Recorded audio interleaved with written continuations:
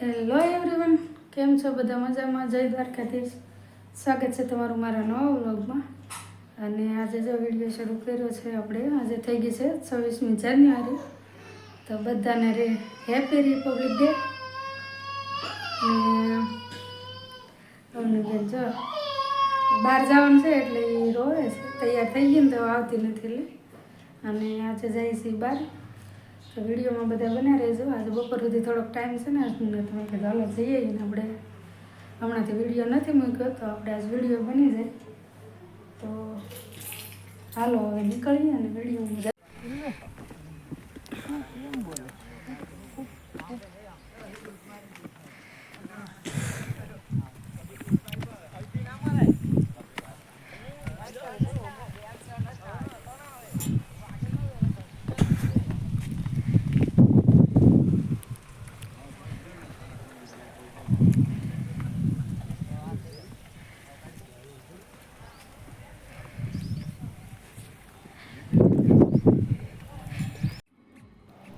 અત્યારે જો આવ્યા છીએ અહીંયા ભગુડા અને પહોંચી ગયા. જો સામે મંદિર છે માતાજીનું અને અમે ઉપર આવ્યા છીએ અહીંયા ડુંગરા ઉપર. તો મેં કીધું પહેલાં ગાડી ત્યાં જ લઈ લઈએ તો હાલીને જવું નહીં.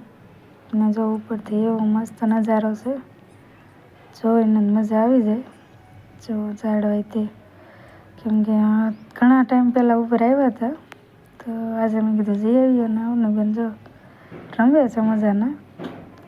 એને ઉપર આવીને મજા આવી ગઈ. એકદમ મસ્ત ઠંડો ઠંડો પવન આવતો હતો એટલે મેં કીધું લાવને આજે માથે જઈ આવીએ. અહીંયા ઉપર પાછું ખોડિયારમાંનું મંદિર છે.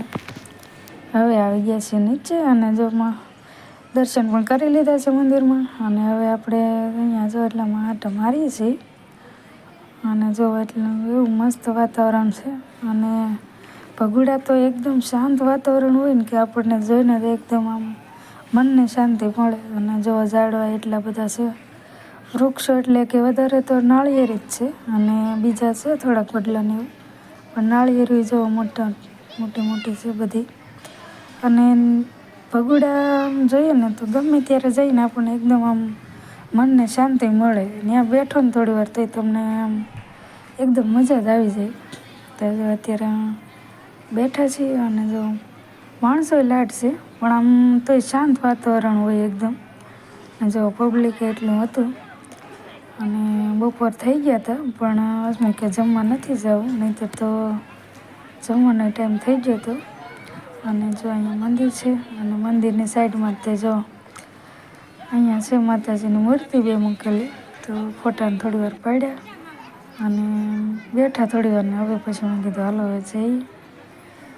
અને એવું બેન જો બધા ફોટા ને એવું જોવે છે કે આ બધું શું લટકાડેલું છે. અને તો એ નાની રહી એટલે કંઈ બહુ ખબર ન પડે તો એ બધી જોતી હતી. ને મારે ઉતારવાનો હોય વિડીયો એટલે અવની બેનને હસમુખ તેડી રાખે. જો પછી અહીંયા બહાર તે ફોટા પાડ્યા, કેમ કે પહેલેથી બધા આમ જઈએ ને તે બહાર તો ફોટો પાડીએ જ તે. તો જો થોડી વાર બહાર ફોટો પાડ્યા અને હવે પછી જો જવું છે કેમ કે હસમુખને પાછો બપોર સુધીનો ટાઈમ છે. અને